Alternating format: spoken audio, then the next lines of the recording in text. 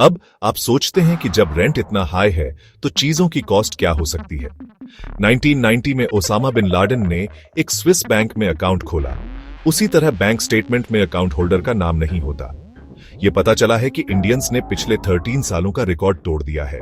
Swiss bank में पैसे deposit करके जब किसी सेलिब्रिटी की जांच की जाती है तो स्विस से ट्रैवलर्स चेक पकड़ा जाता है, लेकिन ओसामा बिन लादेन का स्विस अकाउंट पिछले 6 सालों में कोई एक्टिविटी नहीं हुई। लेकिन स्विस बैंक अपने नंबर्ड अकाउंट के लिए फेमस है और लोग आमतौर पर अपने गोल्ड और डायमंड के लिए बंकर्स को प्रेफर करते हैं और कोड के साथ ये जनरेशन से जनरेशन तक ट्रांसफर होता है। उसके बाद स्विस के अकाउंट होल्डर सामने आए, लेकिन एक पैसा भी इंडिया में नहीं आया। जेम्स बॉन्ड की movie the world is not enough में कहा गया है कि स्विस बैंक अकाउंट पर ट्रस्ट नहीं कर सकते। दुनिया क्या करेगी अगर आप स्विस बैंकर पर बिलीव नहीं कर सकते?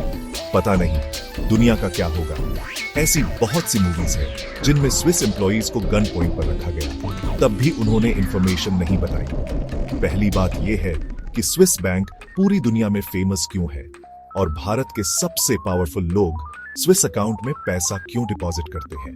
इसका क्या बेनिफिट है और क्या मैं इंडिया से स्विस अकाउंट खोल सकता हूं? कौन से डॉक्यूमेंट्स चाहिए और नंबर्ड अकाउंट्स इतने फेमस क्यों हैं? हम इन सभी चीजों के बारे में डिटेल में डिस्कस करेंगे। उससे पहले ब्लैक मनी को समझ लेते हैं। कोई भी पैसा जिसका सोर्स गवर्नमेंट से छुपाया गया है वो ब्लैक मनी है। एक सोर्स इलीगल एक्टिविटीज करके छुपाया जाता है, जैसे बेटिंग, एक्सटॉर्शन, स्मगलिंग, और दूसरा लीगल एक्टिविटीज करके, जैसे अगर कोई शॉपकीपर चीजें बेच रहा है तो ये इलीगल एक्टिविटी नहीं है। लेकिन अगर वो बेचते समय बिल नहीं दे रहा है और कैश के रूप में पैसा इकट्ठा कर रहा है तो ये ब्लैक मनी है। एक आइडियल इकोनॉमी में गवर्नमेंट के पास हर ट्रांजैक्शन का रिकॉर्ड होना चाहिए और जिसका रिकॉर्ड नहीं मिलता वो ब्लैक मनी है। ब्लैक मनी को मार्केट में आसानी से यूज नहीं किया जा सकता। इसे छुपाने और व्हाइट में कन्वर्ट करने के लिए लोग अलग अलग तरीके यूज करते हैं। सबसे फेमस तरीका है स्विस अकाउंट में पैसा डिपॉजिट करना। स्विस बैंक शब्द कोई सिंगल बैंक नहीं है। स्विट्जरलैंड के सभी बैंक्स को स्विस बैंक कहा जाता है, लेकिन स्विट्जरलैंड के बैंक्स के कुछ रूल्स की वजह से इसके बैंक्स पूरी दुनिया में फेमस हैं। 1730 में स्विट्जरलैंड गवर्नमेंट ने एक लॉ बनाया कि बैंक अपने कस्टमर की कोई डिटेल शेयर नहीं करेगा। उसके बाद कैपिटल जेनीवा में फ्रांस और दूसरे यूरोपियन देशों के पावरफुल लोगों ने स्विस बैंक में पैसे जमा करना शुरू किया और यहीं से साइलेंस और सीक्रेसी की कल्चर शुरू होती है। इस रूल के बाद बाहर से आने वाले पैसे का फ्लो इस गवर्नमेंट के लिए बहुत बेनिफिशियल साबित हुआ। इसके बाद 1934 में स्विस गवर्नमेंट ने फिर से एक लॉ पास किया, the banking act of 1934। Article 47 के अकॉर्डिंग अगर कोई बैंक अपने कस्टमर की डिटेल्स दुनिया भर की किसी भी गवर्नमेंट से या किसी टैक्स एजेंसी से शेयर करता है तो यह एक पनिशेबल ऑफेंस है, भले ही वो डिटेल्स क्रिमिनल की हो। अगर कोई इसे वायलेट करता है तो 5 साल तक की पनिशमेंट हो सकती है पूरी दुनिया में। यह उस टाइम का और करंटली का बहुत स्ट्रिक्ट बैंकिंग लॉ है। इसकी वजह से स्विट्जरलैंड रिच और पावरफुल लोगों के लिए एक अट्रैक्टिव डेस्टिनेशन बन गया, क्योंकि उन्हें अपनी इतनी वेल्थ का जवाब नहीं देना पड़ता, अपनी गवर्नमेंट को भी नहीं। ओसामा बिन लादेन की फर्स्ट चॉइस स्विस बैंक थी। स्विस बैंक की स्पेशलिटी यह थी कि यह पॉलिटिकली न्यूट्रल है। जैसे अगर पाकिस्तान में ऐसा बैंक होता तो इंडिया डिपॉजिट करने से बचता। स्विट्जरलैंड की किसी से कोई एनमिटी नहीं है। कोल्ड वॉर के दौरान जब कंट्रीज को डिसाइड करना बाउंड था, यूएस और सोवियत यूनियन के बीच उस टाइम स्विट्जरलैंड न्यूट्रल था। सेकेंड वर्ल्ड वॉर के दौरान भी स्विट्जरलैंड ने न्यूट्रलिटी का पाथ सिलेक्ट किया। 1951 के बाद स्विट्जरलैंड की वॉर में कोई एंगेजमेंट नहीं है। यह किसी भी देश के लिए सबसे बड़ा एडवांटेज है। मैं आपको बताता हूं कैसे वर्ल्ड वॉर के समय जिन्हें लगा कि हिटलर हम पर अटैक करेगा, उन सभी देशों ने स्विस अकाउंट में पैसे जमा करना शुरू कर दिया। हाल ही में मिले डॉक्यूमेंट्स में पता चला कि 1944 में जर्मनी के इंटीरियर मिनिस्टर हाइनरिक हिमलर ने एक स्पेशल ट्रेन भेजी जिसमें हजारों करोड़ों का गोल्ड, ज्वेलरी और पेंटिंग्स था जो स्विस बैंक के वॉल्ट में जमा किया गया। यह हमेशा सच नहीं है कि जमा करने वाला हमेशा रिच और पावरफुल होता है। ज्यादातर लोग यहां प्राइवेसी के लिए जमा करते हैं। जिन देशों की अनस्टेबल गवर्नमेंट है या जिनके बैंक्स क्रेडिबल नहीं है। इसके साथ स्विट्जरलैंड की करेंसी स्विस फ्रैंक दुनिया की प्रीमियम करेंसीज में से एक है। इन सब की वजह से लोग स्विस बैंक्स पर कंपैरेटिवली ज्यादा ट्रस्ट करते हैं और स्विस बैंक को इस बात का पूरा पता है। इसलिए G20 जैसे देश या OECD ग्रुप ने समय समय पर स्विस गवर्नमेंट पर प्रेशर डाला रूल्स को ढीला करने के लिए, लेकिन स्विस गवर्नमेंट ने ज्यादातर देशों को इग्नोर किया। बल्कि और भी स्ट्रिक्ट रूल्स बना दिए गए कि अगर कोई बैंक ऑफिशियल बाहर इंफॉर्मेशन देता है तो वो पनिशेबल ऑफेंस माना जाएगा। अब देखते हैं स्विस बैंक अकाउंट कैसे खोला जाता है। दुनिया भर से कोई भी पर्सन स्विस बैंक में अकाउंट खोल सकता है। आप और मेरे जैसे लोग भी घर बैठे स्विस बैंक में अकाउंट खोल सकते हैं, लेकिन एक ही प्रॉब्लम है कि आपके पास मिनिमम 1 मिलियन स्विस फ्रैंक होना चाहिए। मैक्सिमम की कोई लिमिट नहीं है। मिनिमम एज 18 साल होनी चाहिए। वैलिड पासपोर्ट जिसकी कम से कम 6 मंथ्स की वैलिडिटी हो। इसके साथ आपको अपना रिज्यूमे भी सबमिट करना होगा, जिसमें डिटेल्स होनी चाहिए, जैसे आपकी स्किल्स और आप कहां काम कर चुके हैं। जो फंड आप सबमिट करेंगे वो आपको कैसे मिला, उसकी डिटेल्स देनी होगी। आप स्विट्जरलैंड में किसी भी टाइम जोन और लैंग्वेज से कनेक्ट कर सकते हैं। इंटरनेशनल कस्टमर के लिए हर फैसिलिटी अवेलेबल है। पहले यह सिंपल प्रोसेस था, लेकिन स्विट्जरलैंड पर बहुत इंटरनेशनल प्रेशर था और नए मनी लॉन्ड्रिंग लॉज इंप्लीमेंट किए गए, तो पहले से कंपैरेटिवली स्विस बैंक अकाउंट खोलना ज्यादा डिफिकल्ट हो गया। लेकिन इस सब के बाद भी कोविड के बाद स्विस बैंक में और ज्यादा मनी आना शुरू हुआ। जैसे मैंने वर्ल्ड वॉर का एग्जाम्पल दिया, आज यूक्रेन रशिया वॉर चल रहा है, वही चीज हो रही है। अनसर्टेनिटी की वजह से यूक्रेन और रशिया के लोग चाहते हैं अपना पैसा कहीं सेफ रखना।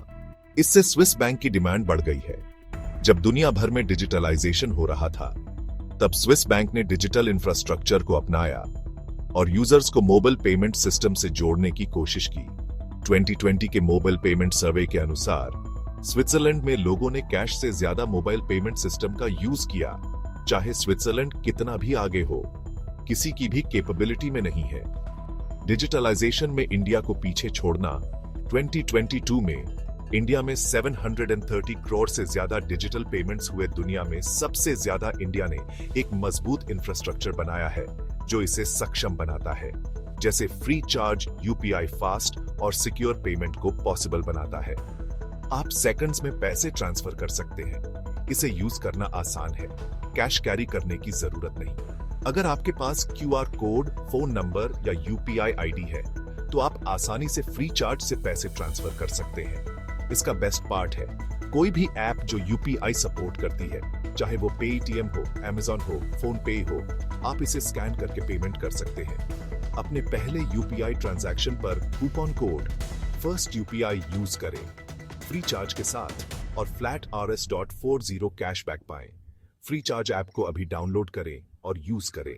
चलिए टॉपिक पर वापस आते हैं। स्विस बैंक में नॉर्मल अकाउंट्स कोई भी खोल सकता है। हम इंडिया से भी खोल सकते हैं अगर मिनिमम रिक्वायरमेंट्स पूरी करते हैं। लेकिन स्विस बैंक अपने नंबर्ड अकाउंट्स के लिए फेमस है। वो अकाउंट जहां पावरफुल और रिच लोग अपना पैसा रखते हैं। नंबर्ड अकाउंट खोलना आसान नहीं है। आपको फिजिकली स्विट्जरलैंड जाना होगा। इस नंबर्ड अकाउंट में आपकी प्राइवेसी का ध्यान रखा जाता है। दुनिया की कोई भी पावरफुल गवर्नमेंट अगर टैक्स रिलेटेड इंफॉर्मेशन एक्सचेंज का एग्रीमेंट स्विट्जरलैंड के साथ नहीं है, तो स्विस बैंक आपकी कोई भी इंफॉर्मेशन शेयर नहीं करेगा, चाहे कुछ भी हो जाए। इस नंबर्ड अकाउंट में नेम की जगह यूनिक कोड होता है। इन अकाउंट्स में क्या चल रहा है किसी को नहीं पता, बैंक के कुछ लोगों को छोड़कर। नॉर्मली अगर आपको इंडिया में किसी को पैसे भेजने हैं तो आपको पर्सन का name, account number, IFSC code, branch वगैरह चाहिए होता है। लेकिन स्विस बैंक के नंबर्ड अकाउंट के लिए आपको एक नंबर शेयर करना होता है और सब कुछ हो जाएगा। सिर्फ बैंक के कुछ ऑफिशियल्स के पास डिटेल्स होते हैं, बाकी इसकी डिटेल्स किसी को नहीं जाती। नंबर्ड अकाउंट में regulatory compliance, anti money laundering, obligations check किए जाते हैं। ऐसा नहीं है कि कोई भी यहां पैसे डिपॉजिट कर सकता है। इसमें प्रॉपर वेरिफिकेशन होती है और एक बार आपका स्विस बैंक अकाउंट खुल जाता है तो कस्टमर की प्राइवेसी स्विस बैंक की नंबर 1 प्रायोरिटी होती है। नंबर्ड अकाउंट के लिए स्विस बैंक का कंप्यूटर कस्टमर का नेम भी नहीं रखता। बैंक का इस नंबर्ड अकाउंट को चलाना काफी कॉस्टली है। इसका एनुअल चार्ज $300 है। अगर आप स्विट्जरलैंड के बाहर रहते हैं तो बैंक आपसे नॉन रेजिडेंशियल फीस चार्ज कर सकता है। स्विस बैंक आपको एक फैसिलिटी देता है कि अगर आप चाहें कि बैंक स्टेटमेंट आपके देश न पहुंचे तो उसके पास वो फैसिलिटी है।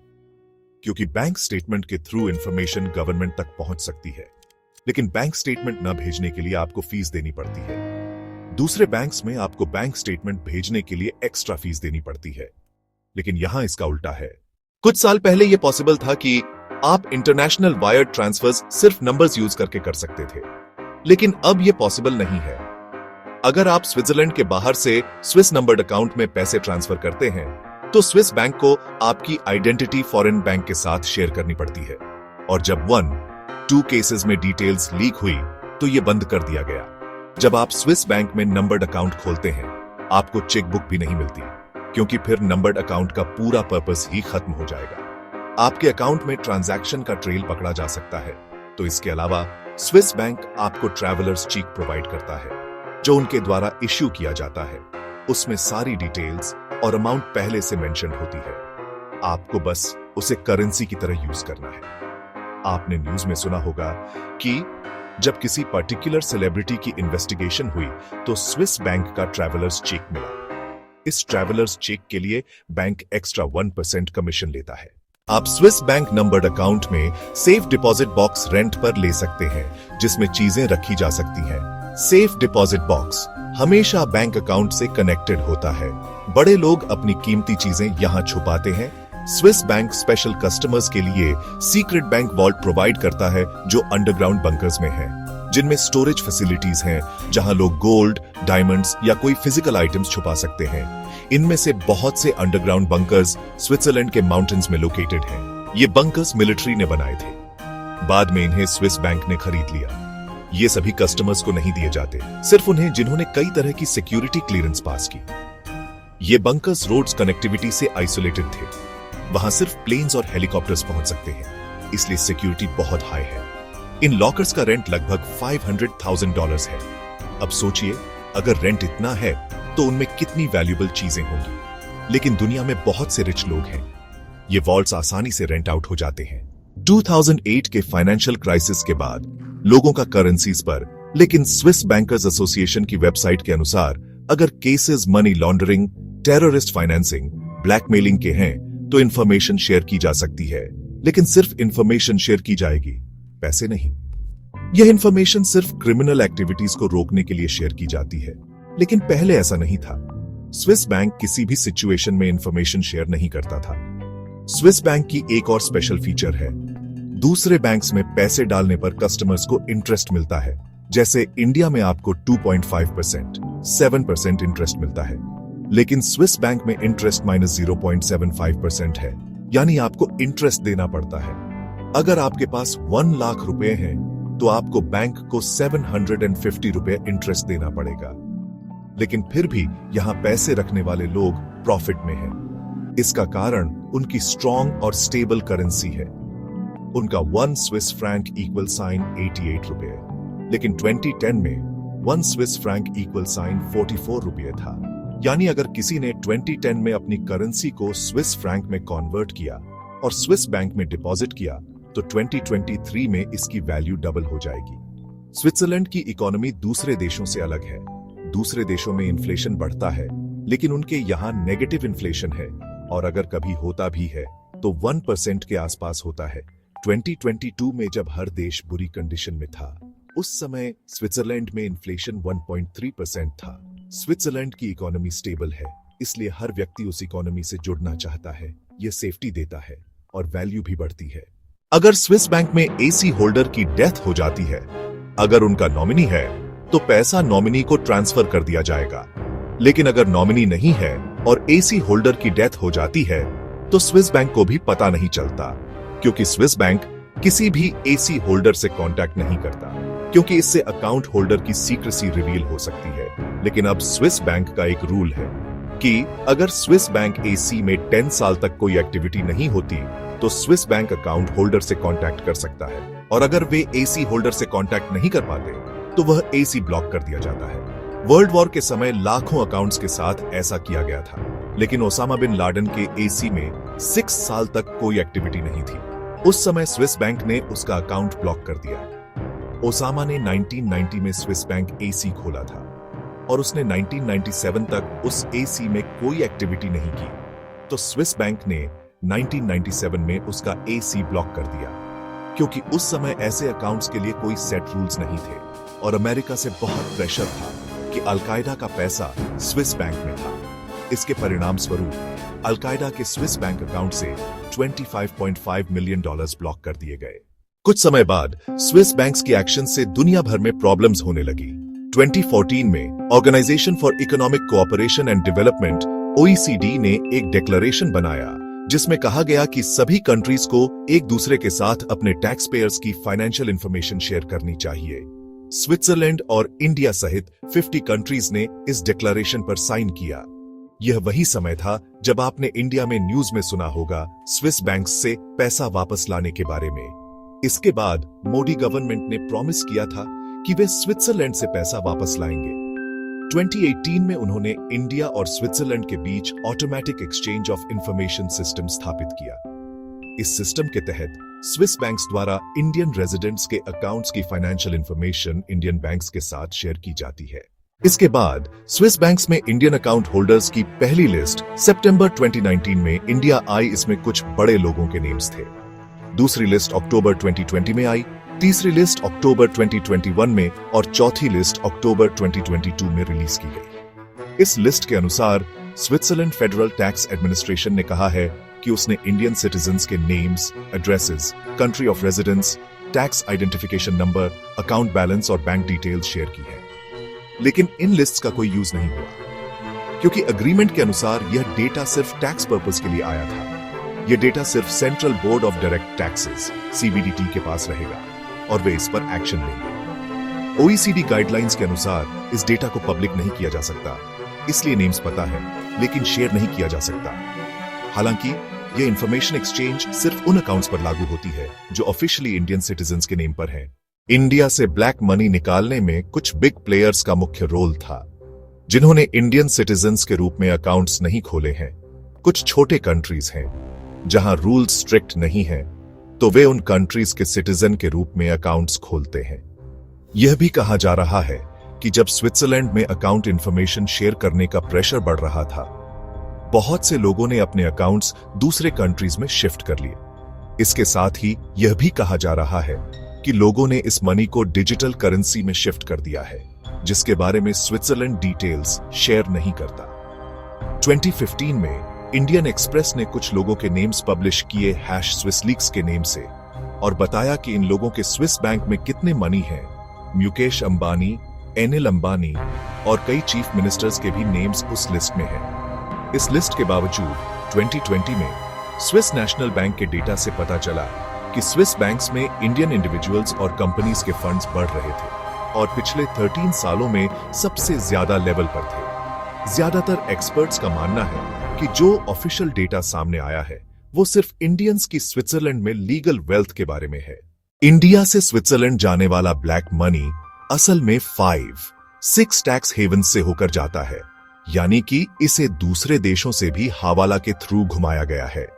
इससे अथॉरिटीज के लिए यह पता लगाना बहुत मुश्किल हो जाता है कि यह किसका पैसा है और कहां से आया। इंडिया में ब्लैक मनी पर कम से कम पिछले 15 सालों से पब्लिक डिबेट चल रही है। पहले ब्लैक मनी को खत्म करने के नाम पर डिमोनेटाइजेशन किया गया। उसके बाद स्विस अकाउंट से भी डेटा सामने आया, लेकिन इंडिया में कोई सिग्निफिकेंट अमाउंट वापस नहीं आया। अब दो चीजें हो सकती हैं, या तो जिन लोगों के पास ब्लैक मनी है वो इतने क्लेवर हैं कि वो पहले से ही अरेंजमेंट्स कर लेते हैं, तो उन्हें पहले से पता होता है कि क्या होने वाला है और वो बच निकलते हैं। या ये भी हो सकता है कि इस पैसे का ज्यादातर हिस्सा इंडियन पॉलिटिशियंस का है या उनका जो पॉलिटिकल क्लास के करीब है। लेकिन इस केस में भी गवर्नमेंट बदलती रहेगी, कभी बीजेपी, कभी कांग्रेस, कभी मिक्स्ड गवर्नमेंट, तो गवर्नमेंट बदलती रहेगी, तो वो ऑपोजिशन लीडर को अरेस्ट कर सकते हैं। फिर भी कोई पैसा वापस नहीं आया, बल्कि डबल अमाउंट देश से बाहर जाता है। या फिर यह भी हो सकता है कि वो हमें फूल बना रहे हैं। Thank you.